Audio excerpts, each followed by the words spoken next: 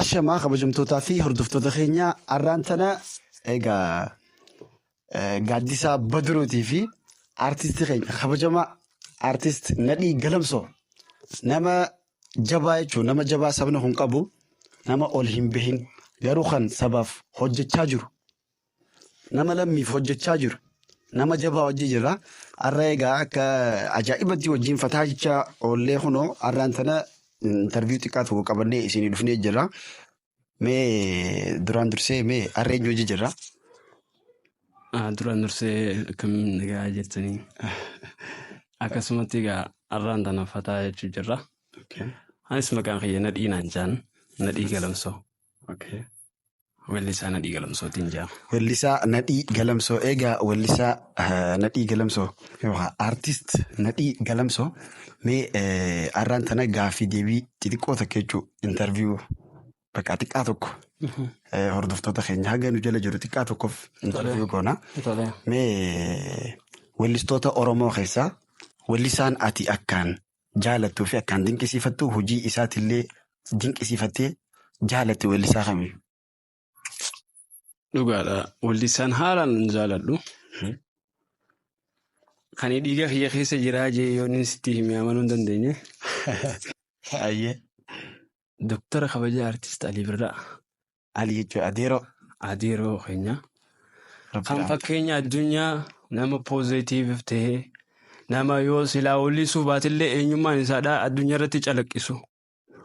Nama akkasitti Adeeroon keenya. Hedduun isa jaaladha. Isa dinqisiifadha. Akkaan jechuun isa. Haalaan akka malee.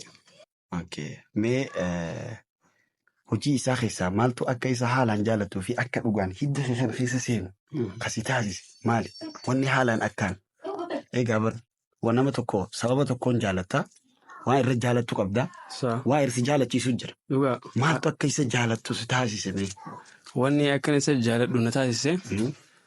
Jaalala inni hawaasa isaatiif qabu, jaalala inni biyya isaatiif qabu, jaalala inni humaanitii ilma namaatiif qabu, kabaja inni si xiqqaadhaaf qabu, kabaja inni maraataaf qabu, kabaja inni fayyaadhaaf qabu, kabaja inni tujjaaraa fi miskiinaaf qabu. Milluun isaadhaa takka waan taateef hin jaaladhu. Egaa hojiin isaa boonsaadhaa addunyaa guutuu beekaa saba Itoophiyaa saba Oromoo saba Itoophiyaa qofa osoo hin ta'in addunyaa guutuutti hojii isaa jaalata. Mee kanatti aansuudhaan sirboota isaa keessaa wallee isaa keessaa walleen ati akkaan jaalattuu fi akkaan feetu wallee isaa keessaa wallee tamime. Wallee isaa keessaatiin akkaan jaaladhu ta'inni haala jiruuf jireenya ilma namaa kana gabaabsee daqiiqaa 5 keessatti lafa kaa'e wallee daraara lagaa tayyattuu jira. Wallee heera uumamaa fi uumama ilma namaatii fi uumama beeladaadhaa guutuu walii qabee faarsuu galata rabbiidhaaf galchu. Rabbiin haa nu dhiisu. Bareeda uumaa rabbiin haa nu dhiisu. Wallee jettisanii jiru. Meegaa wallee san hordoftoota keenyaan wallisiiti mee egaa atillee aartistiidha waan taateef akka isaa sanitti bareechiitii tolchi. Mee wallee san sirriitti hawaasa keenya kana ittiin nu bohaarsiisiin daraa takka. Tole ayyee. Daraara lagaa ililiraare mukkeen bebirra dhaabbatu tarre midhaan gosayyuu mugodaa darraa ashiitaa waaddii fandishaa woyra suura lubbuutti leellisa qalbii.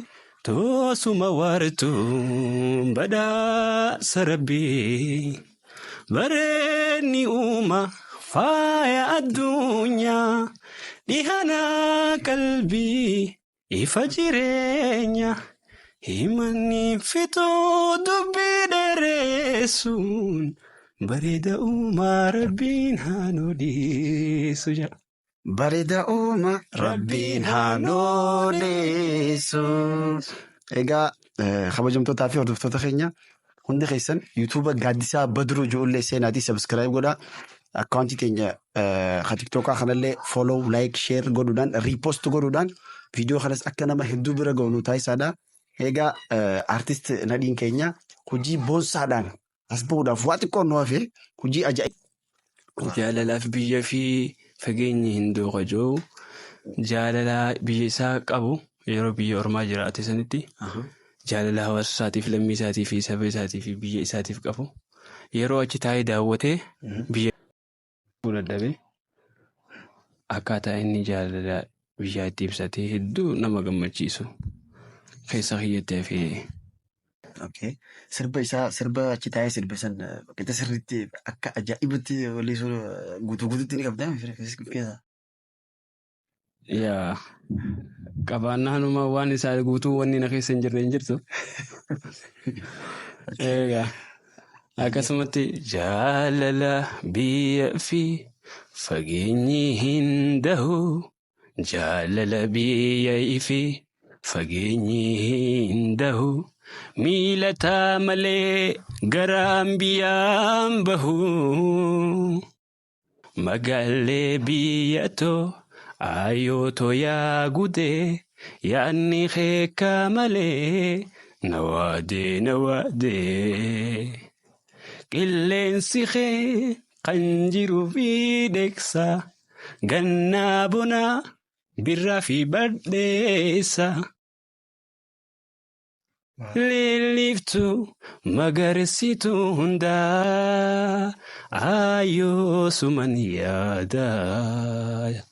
Waaw.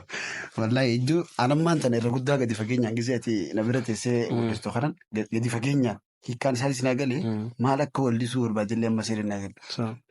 Dhugaadhaa namni nuti yeroo baay'ee sirba tokko gadi fageenyaan gabbuunee waan maal jiru akka barbaade maal akka ibsuu deemu ilaallu gubbarra kilaaskaala dhahamuu fi dibbee gubbarraa maal kana ilaalutu jira. Hundi amma yeroo ammaan tana raappoo yookaan maarree jimni jeetuma hiikkaa sirba sanii waan keessa jiru. Keessaa baafachuu dhiise namoonni kan yeroo baay'ee yeroo ammaan tana gubbarra dhaggeeffachuu jira. Turtii irraa kanarratti hedduu takkan gammadee hedduu naaf galatoomii. Hedduu nuuf jira du'atis galatoomaan siin jaa. Kabajamtootaa fi hordoftoota keenya hundi keessan yuutuuba Gaaddisaa Badruu jiru sabskiraayib gochuu akka hin dhiisne viidiyoon ilaalamtii garuu sabskiraayib hin qabu. Sabskiraayib 1,600 haga ammaan tana 1,600 jira.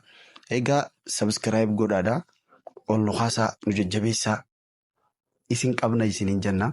TikTok illee akkasuma TikTok keenya seenaatii TikTok Gaaddisaa Badruu jiru follow like share viidiyoo illee jala seenaatii repost godhaa likes godhaa viidiyoo tana duraatis deebi'aa ilaalaa warri amma agartan warri duraan agartan immoo egaa akkumitti jirtanitti galatoomaa hundi keessan ulfaadhaa hedduu nu jajjabeessaa jirtanii. Wal jajjabeessuun aadaa teenya itti fufuu qabaa siin jenna. Asumaan dhaamsa kiyya kan hin qabu. Gara yuutuubii Gaaddisaa yeroo muraasa keessatti wantoota gaggaariidhaanis nutis achi bahuu waan hin deemnuuf yuutuubii isaatis sabskiraayib laayik godhaa jajjabeessuun aadaa teenya waan taateef soo nu jiraadhaa nagaatti siin jenna.